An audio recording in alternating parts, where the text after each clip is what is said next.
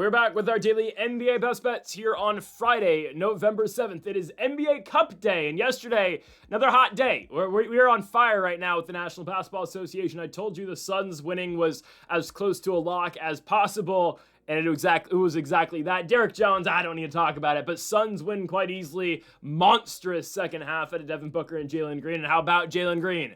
That points line was way too low. Jaylen Green dominates, 29 points. Again, the most often on player in the National Basketball Association, but when he's on, he's very good, and he's only 23. So, what a win for the Suns. We cashed on that yesterday. Looking for more success today for the second day of the NBA Emirates Cup. Is that what we're calling it? The NBA Emirates Cup tournament thing? Whatever.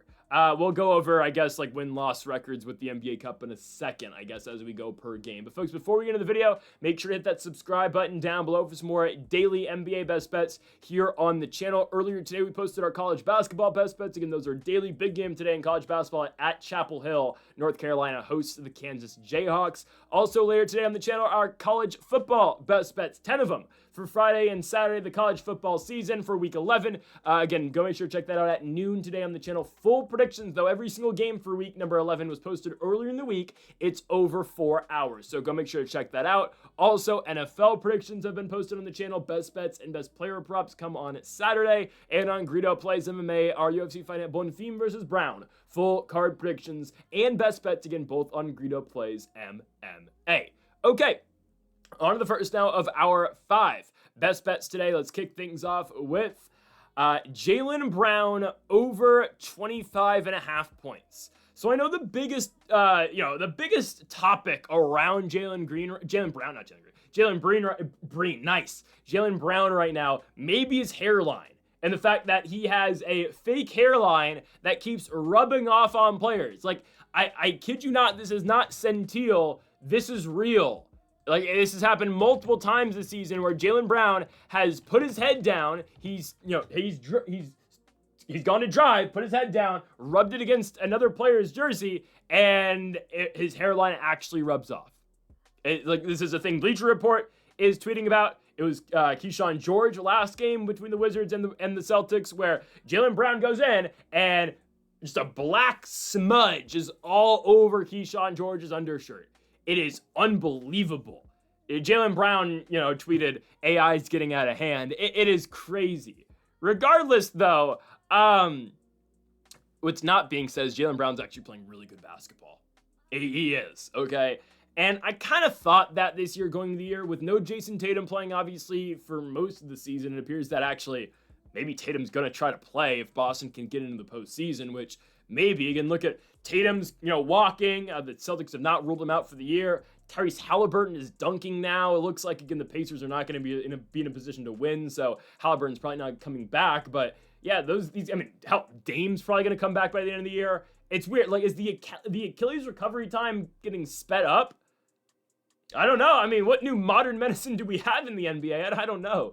Anyways, though, for now, no Jason Tatum. That means Jaylen Brown has completely showed up as the guy so far this season for the Boston Celtics. He's averaging 28 points a game, but look what he's done in 4 of his last 5. Jaylen Brown scoring over 30 points in 4 of his last 5 games. The only game where he didn't, in a game against the Houston Rockets, it was a blowout. He played 22 minutes and scored 12 points. Every game other than that, though, the Celtics are usually in kind of competitive games because, yes, again, no Jason Tatum for the time being, and probably until March at the earliest. Lineup's not that bad. Their bigs are a little shaky, but they're still starting Derek White. Peyton Pritchard, former 6th man of the year, who is very capable. Again, probably better off the bench, but they're playing Anthony Simons off the bench instead of him. So it's White, Pritchard, Brown. That's great. And then Josh Minott and Neemias Queta. Again, I like Queta quite a bit, but obviously it's not what the Celtics used to have. Hell, just look back at what they had in previous seasons. Kristaps Porzingis used to be down there. Regardless, though, Boston still with White, Pritchard, and Brown can keep them very,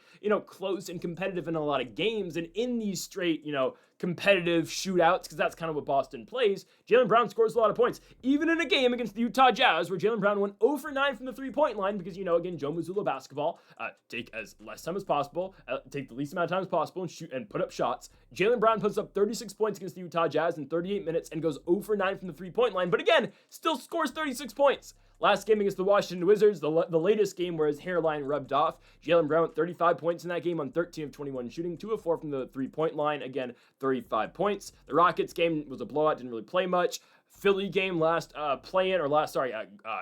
Cup game against the 76ers, 32 points on 13 of 19 shooting and 4 of 7 from the three-point line. Cleveland game prior to that, 30 points on 12 of 20 shooting and 4 for 9 from the three-point line. I mean, it goes without being said, right? Jaylen Brown's going to continue to get all the shots for the Boston Celtics. Yes, again, you're going to see Derek White take his threes, Peyton Pritchard, and, Anthony Simons off the bench, but it's Jaylen Brown's team. And it's a situation Jaylen Brown has really never been in. It has always been someone else's team. Usually it's been, obviously, Jason Tatum, but don't forget when Kyrie Irving was here as well. I mean, it did feel like Kyrie's team early in Jaylen Brown's career as well. I guess Gordon Hayward also played in Boston too. So, yeah. And Jaylen Brown was a rookie, though, in Kyrie's last year with Boston, though, if I'm not mistaken, right? Could be wrong there, but Tatum was, that was Tatum's year. I could be wrong, actually. Jaylen Brown I don't think he was on that team. Anyways, though, Jaylen Brown was on that team, was he not? Yeah, he definitely was. Was he hurt that year? Yeah, because Jaylen Brown was a rookie in 17 or 16. Was he not hurt in the Kyrie year? I feel like he was. Regardless. He's never been the guy. He's the guy now. And it's always been, Jaylen Brown's left hand, it sucks. Well, it is what it is. Now it's his hairline. Quietly, Jaylen Brown's playing really good basketball, and he's going to continue to play really good basketball tonight. So I'm going to go Jaylen Brown over 25.5 points, minus 115 for him to go over this line tonight against the Orlando Magic. Previous years, I'd go, the Orlando defense. They don't play defense anymore. Nope. New style of basketball in Orlando. It's shootouts. So they've joined the rest of the National Basketball Association. Give me Jaylen Brown tonight over 25.5 points. On to our second best bet of the video. Let's go to a money line play. Let's go to Atlanta, Georgia for the Toronto Raptors and the Atlanta Hawks, the two leading teams right now in Group A of the NBA Cup. Both of them winning their first games as Atlanta beat Indiana, right? Yeah, Atlanta beat Indiana and Toronto beat Cleveland. Yes, that's how that went. Okay. The other team in the group is the Washington Wizards. They'd take on the Cleveland Cavaliers today. Cleveland is a minus 13.5 point favorite. No thank you on that. Anyways, though, we're going with the Toronto Raptors. I think the Raptors win this game. They're on the road and they are underdogs. I don't really care. Toronto has turned around their season after a miserable start. They won their first game, by the way, in Atlanta against the Hawks. They then proceeded to lose 4 consecutive games, but now 3 straight wins going into this game, winning on Halloween against the Cleveland Cavaliers again in the NBA Cup game, beating the Memphis Grizzlies, and then beating the Milwaukee Bucks in their last game. And on paper, and they've shown it so far, Toronto should actually be pretty good this year. Look at the lineup they're putting out there every single day. Again, Scotty Barnes will be top 10 player in the NBA. Scotty Barnes will be face of National Basketball Association. A kid, obviously. Well, I mean, hey, Darko believes it. Regardless, though, the Raptors, the lineup they're putting out is pretty damn good. It is. Okay, IQ at the 1. Then you got RJ at the 2, BI at the 3, Scotty Barnes at the 4. Again, both those guys just play the forward. And then Jakob Poeltl at the 5. There's a reason they didn't want to get rid of Poeltl, because they felt, okay, he's going to be a pretty prominent part of our future. And then the bench, I mean, what's there to not like about their bench? I mean, Dick's been good.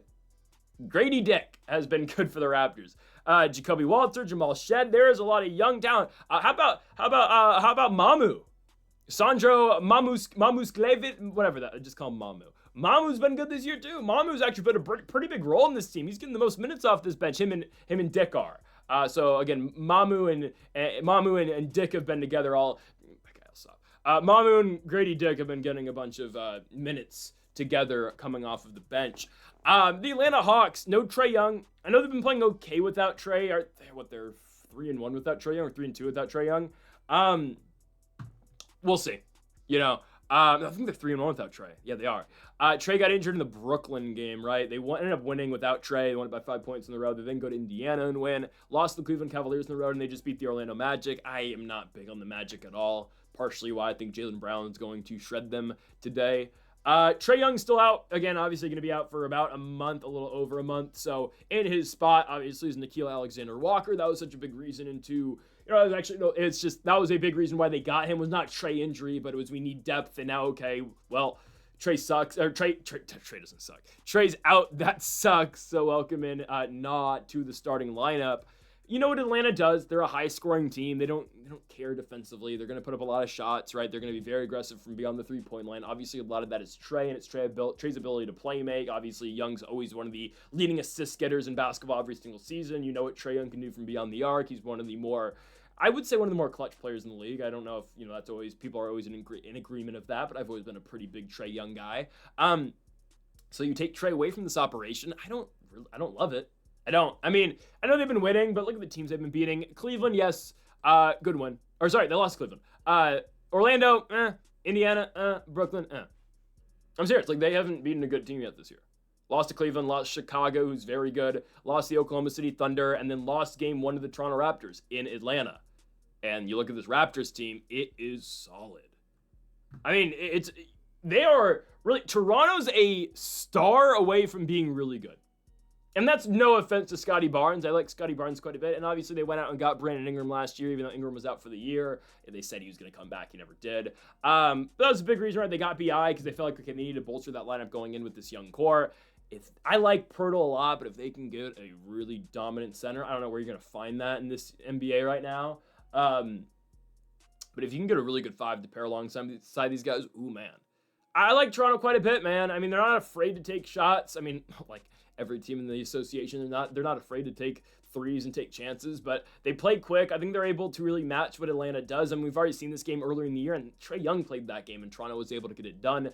It's a Raptors team with some momentum right now, and of course Atlanta, right, starting not the 1, Dyson Daniels, the great barrier thief at the 2. You got Risa Shea, former number 1 overall pick, Jalen Johnson, Kristaps Porzingis. I think the deeper team, though, by far is the Toronto Raptors. I like what they've got going off of their bench, and you with the Trae Young injury for Atlanta, you replace him, or again, you replace Trae with Nickeil Alexander-Walker, who was put on this team to provide depth and be a good bench unit player who can go out there and score points, and, well, that's a starter now for you. So who's leading the second unit?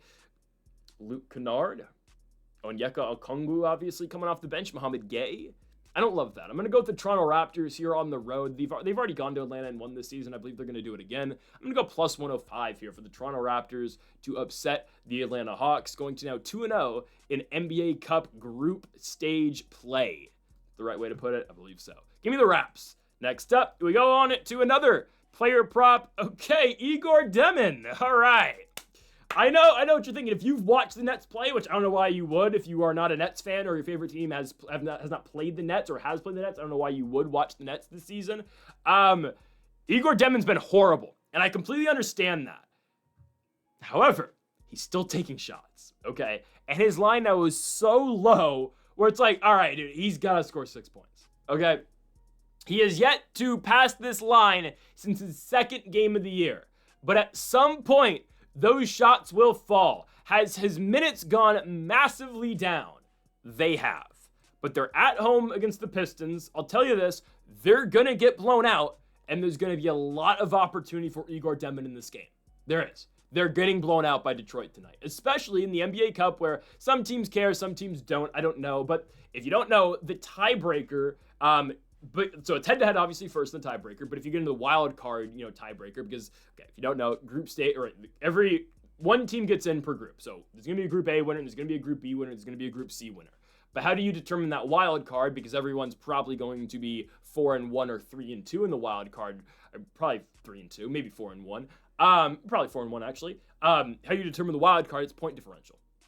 So, for example, the Boston Celtics beat the 76ers in their first play, in-season tournament game. They beat them by 1 point. So if Boston gets stuck in a tiebreaker against Detroit and say Detroit blows out the Nets, I know, again, a lot of games need to be played, but right now, right, Detroit would have the tiebreaker because they blew out Brooklyn. So what I'm getting to here is if the team actually cares about getting to the second round of the NBA Cup and they actually care about, getting the money from it, and obviously, Darvin Ham and company, more on him in a second, trying to become a 3-time NBA Cup champion, Darvin Ham and Taurean Prince. Teams care about the points, and they're going to try to blow you out. So a team like Detroit, who I believe is going to be winning big tonight, is going to get in a position in this game where they need to put it on a team, and at the end of the game, they're going to keep running it up. Not to the point where you're going to see Cade Cunningham playing in a 20-point game, but their guys are still going to be aggressive. They're not going to play their reserves. They'll just play their straight bench guys, which will allow the Brooklyn Nets to put in some of their bench guys as well. Bring in Igor Demin. They can't give up on Igor Demin. They used the number 8 overall pick on him. And I know Brooklyn had a million picks in the NBA draft. I get it. But you can't give up on a guy who you used the 8th pick on, and you've said, okay, well, immediately we're going to throw him in right in at 19 years of age. Obviously played at Brigham Young last year. Used to play for Real Madrid over there in Spain.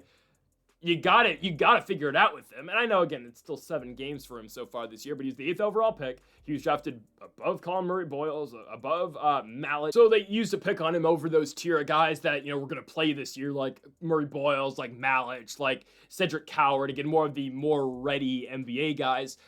And now here he is. And obviously Brooklyn had a million picks in the first round, or really just in the draft in general, right? I mean, they got Ben Seraph from Israel. They got Danny Wolf as well, who is, well, he's actually Israeli too, but he played at Michigan last year. You got to figure it out with these guys. And obviously, again, Demin is their prized possession from the draft. Wolf is not really playing right now. I believe he's injured. I think he's hurt. Regardless of that, though, Demin is a rotational guy for them, so time to figure it out, right? You know what the starting lineup is going to be with this team. Actually, is Cam Thomas playing tonight? Thomas is out. So that's another thing, too. Cam Thomas not playing. He takes up a lot of shots, and will Demin, take his role starting? Definitely not. But Demin's part of that 10-man rotation, and obviously now there's just going to be more opportunity for the guy. So he's been really bad. Don't get me wrong. Demin's been absolutely horrible. He's averaged 5 points a game this season, and what I said earlier about him is that, well, at least he's not afraid to take shots because he continues to shoot it all the time. He has not dropped more than 6 points since his second game in the NBA against the Cleveland Cavaliers. Dropped 14 in his NBA debut at Charlotte, then dropped 9 against Cleveland. And then after that, dropped 3 points against San Antonio, 1 for 5 from the three-point line. All the shots he takes, by the way, are usually from the three-point line. 1 for 5 from the three-point line, scores 3 points. Then against Atlanta, 1 for 6, all shots from beyond the three-point line, scores 4 points, gets to the line once.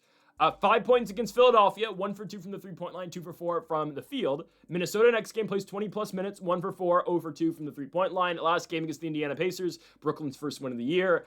Demin plays 13 minutes, 0 for 6 from the field, 0 for 5 from the three-point line. There's still opportunity tonight, though. No Cam Thomas. Thomas gets injured in the Indiana game, and the Pacers still lost.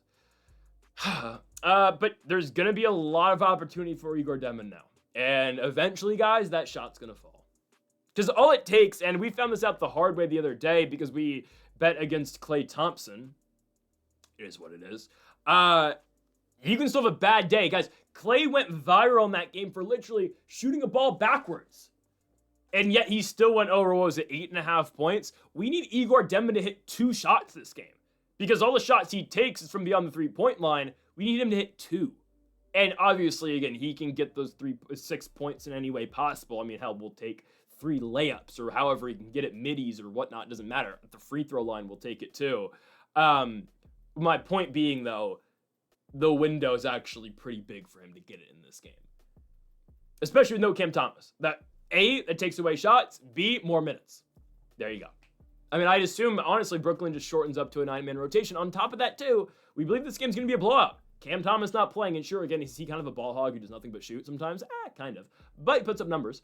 You take that away from this team, though, Detroit's probably going to blow him out. Michael Porter Jr. is really only capable scorer. It's going to be a blowout, and now there's opportunity for Igor Demin to play in garbage time. So I'm all over this here. Demin over 5.5 points. I don't think this line's going to be that low for the rest of the year. He's going to figure out this shot, and is Demin going to be a superstar? I don't think so. But he was drafted with the 8th overall pick. I don't know what... Brooklyn's drafting strategy is a little bit odd this year, but who cares? I'm going to go Demin over 5.5 points here. I'm at home for Brooklyn against the Detroit Pistons. Next up, we go on to our 4th best bet of the video. Why? When will they put respect on the Chicago Bulls? And I get it. I hinted at this a little bit earlier. Darvin Ham and Taurean Prince are undefeated in the NBA Cup.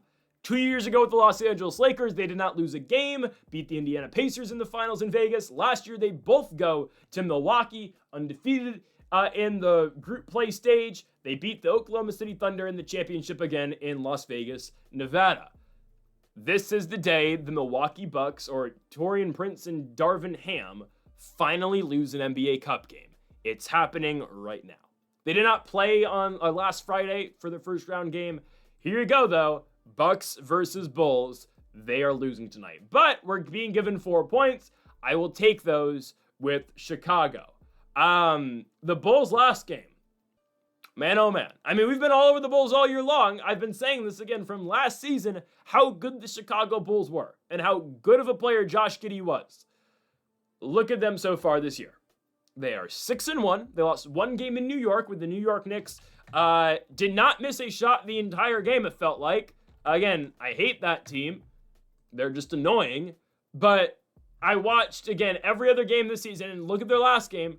They are down big. They're down 24 points in the third quarter to the Philadelphia 76ers at home at the United Center. No problem. Here come the Chicago Bulls. And guys, that pass Josh Giddey makes to Vucci, man, at the end of the game, unbelievable. I mean, just a thing of beauty from Josh Giddey at the end of that basketball game. If you didn't see it again, just go watch the fourth quarter of that game. Chicago with a massive push to win it. But anyways, down by 1. Josh Giddey already has a triple-double, by the way. First player in Bulls history to have back-to-back triple-doubles in back-to-back games since Michael Jordan, which is absurd. And he's third now all-time in Bulls history for triple-doubles behind, guess who? Jordan and Pippen. And he's like 4 games behind Pippen now. It's unbelievable. But anyways, Giddey's already got a triple-double. Down by 1, Chicago. Here comes Giddey driving. Kicks the corner with a beautiful wraparound left-handed pass to Nikola Vucevic. Vucci made in the corner. Swish, bang, three-pointer, game over. Philly gets a shot. I don't know why Quentin Grimes took a deep heave. I don't know why I went to him and not Maxey, but it's okay. Bulls win the game. That's against a really good 76ers team. Like, that's the equivalent, essentially, of the Lakers beating the Spurs last night. That was the East's version of that. 2 versus 3, Bulls, Sixers. Lakers, Spurs, obviously, was that. Obviously, we're 7 games into the year, but you know what I mean. Chicago wins. I cannot state how well Josh Giddey's been playing. Eventually, they'll learn. Right now, by the way, Josh Giddey is plus $20,000 to win the Most Valuable Player award. $1,000 wins $200,000. 100 wins 20,000. Just putting it out there. He's still behind guys like Tyrese Maxey, Anthony Edwards, Jalen Brunson, Steph Curry, Josh Giddey. And yeah, again, like Kobe White's going to return eventually, which actually makes Chicago just more scary. And don't get me wrong, like, is SGA probably just going to win the MVP? Probably, or Luka. I'm just scared about Luka and the amount of games he's played. But Josh Giddey, man, ooh. They're going to get better when Kobe White comes back, and I just think that's going to make Giddey better too. The guy is a walking triple-double. He's literally Steve Nash, but just more rebounds. Man, oh man, this team's good.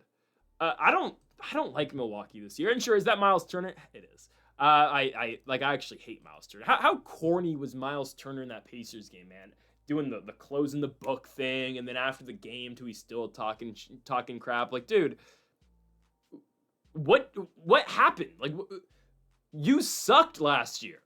And yet these people still wanted you back. The only reason they don't like you is because you've done nothing but talk shit about Indiana since you left. Whatever. I just, don't get me started. I do it every video, but like I actually, like, I don't know if there's a player I hate more in the league than Miles Turner. I'm so serious. I just don't like the guy. Like, I wait until Giannis leaves. If he does, oh, you're screwed, buddy. Have fun playing on a losing team where they're booing you every single night because who's our top? Who are we paying the most money to? Miles Turner. Same guy who averages 9 points a game. It's not even like he's playing well. He's averaging 9 and 6 for a guy who's going to pay like $35 million a year. Dude sucks. Oh, the blocks. Ooh, like, who cares? Miles Turner's horrible, man. His return to Indiana, he scored 9 points in 35 minutes. Dude's horrible. Whatever. Anyways. The Bulls are much better than the Bucks. They are. And yes, again, Darvin Ham and Taurean Prince, they've never lost an NBA Cup game. That is very true. That's very true. They are 10-0, right? This is the one they lose. And we're being given the 4.5 points, so the 4 points, we're going to take the 4 points. The better all-around team, Chicago. And until they lose games like this, which they haven't yet, I'm going to keep taking them. Don't get me wrong, they're going to get so much better when Kobe White comes back. It's not to glaze Giddey even more, but it's the truth, guys. What Giddey does for this team is just absurd. Every possession goes through Josh Giddey, whether it's Giddey scoring, whether it's Giddey moving the rock. I say it all the time, but like, and good on the Thunder. They won the championship and they got what they needed out of that trade. The Bulls got a guy who's going to be a perennial all-star and who's going to probably average a triple-double for most of his prime. And he's 23. He just turned 23 years old. Yeah. I mean, it's forgotten about because he came in the league at 18. This is his 5th year in the NBA. He's a very experienced guy for this age, and now he's putting up 20-plus point nights. I mean, we don't even, like, it's not time to talk All-Star. No, it's time to talk All-NBA awards about Josh Giddey. I'm just saying. All right, the Bulls are going to be a playoff team. They're going to be very good this year. I love what they do offensively. That second half against Philadelphia, an inspired defensive effort out of the Bulls. I'm going with Chicago to win this game, but again, we're going to take the 4 points because we get it. I'm not impressed by the Bucks. They're a one-man team. And sure, Ryan Rollins is going to hit his threes. Gary Trent, AJ Green.